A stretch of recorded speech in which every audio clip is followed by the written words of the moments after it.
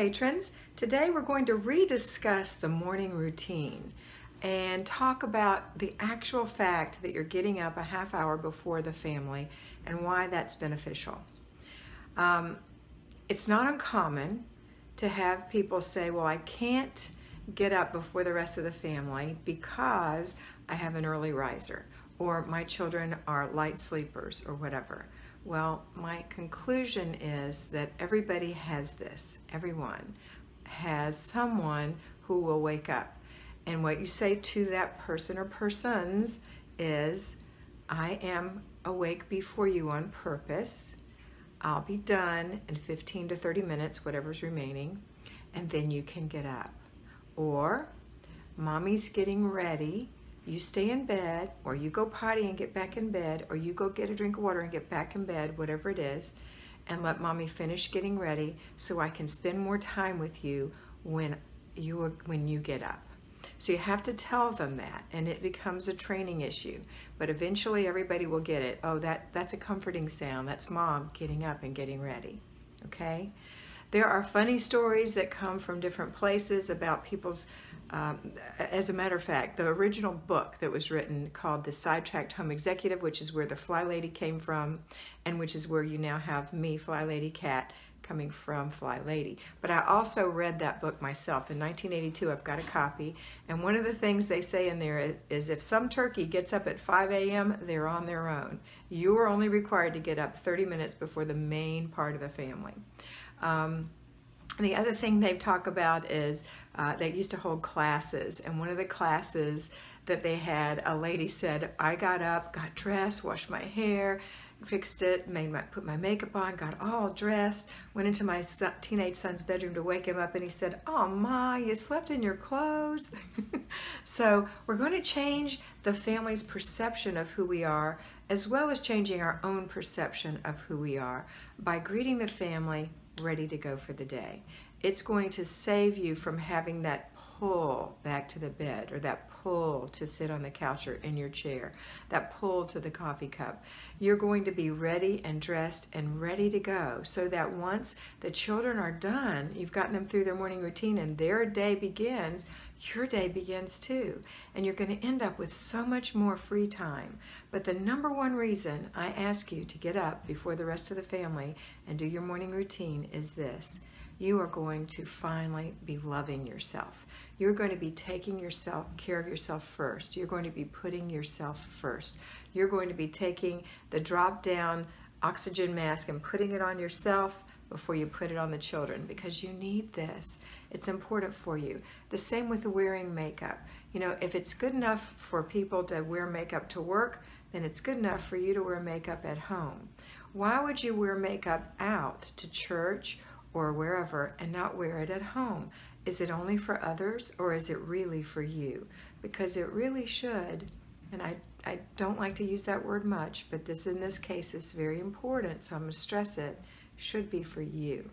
For you, so that when you look at yourself in the mirror, you say, oh, I look pretty today. Oh, I am beautiful. There's something delightful about the way I look today. You know, ooh, that color looks good on me. And then you'll start noticing your wardrobe. I really don't look good in that blouse. Let me put on a different one. Ooh, that one looks better. Take a picture of yourself and see if it affects the way you look or feel about yourself.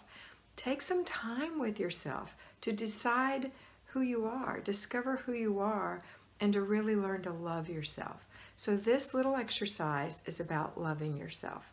It's also about loving your family.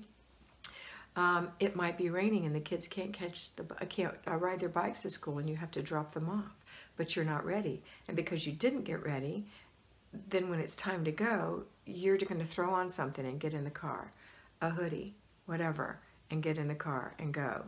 Oh, mommy, I forgot you have to come to the office to sign something. Oh, right? But if you're looking nice about yourself, things are going to happen like this. My daughter's son is 11 years old. His teacher called my daughter and said, who is also her friend, and said, I told your son that I saw you in the grocery store the other day, and do you know what he said? Isn't she beautiful? Don't you want your kids to say that about you? Aren't you beautiful? You are beautiful. So be beautiful. Take the time to take care of yourself first. And I realize that the majority of the time you won't need to be dressed before your kids leave for school, but what is it doing to their psyche? What is it planting in them that you are important, that you're worthwhile, that you're a special mom, right? And then on those times when you do have to leave the house suddenly, you're already dressed. So I really want to encourage you to do this for yourself. To say to that one child who gets up early, nope, not time to get up yet. It's time for you to be in bed. Just like you would when it's bedtime. If they got up at 10 o'clock at night, what would you say to them? Nope, not time to get up. Go back to bed. You're not going to sleep in here with mommy tonight, unless they're scared or sick, you know. But normally, you have to train them. It's the same way in the morning. You need to go potty and go back to bed. You can get up in 15 minutes. Just tell them that. They won't know. If you still need 30 minutes, just tell them that, you know, and they'll feel better about it. And you say, Mommy has to get ready so she can take care of you. So you stay in bed, right? Or you stay in the chair over here. I'm not going to be able to talk to you for a little while. It'd be better if you were in your bed with your comfy blankets, but if you want to sit on the couch, you can do that too. Whatever it is that you choose to do in disciplining and training your children. You know, disciplining is not spanking. It's not being stern. It's training them. Like you train a vine, you discipline a vine to grow up a lattice. You're training your children in the way that they shall grow. Shall grow, right? So you're training your children in these little simple things, these little simple acts that we use as a crutch not to do the things we don't want to do. We don't want to get up early and get ourselves dressed. Don't use your children as an excuse. You can do this. And I want you to remember all day long how beautiful you are. And I want you to feel that all day long. And I want you to be aware of how you feel because you got dressed before the family. If you're watching this later in the morning and you haven't done it yet, please stop now and go get yourself ready for the day.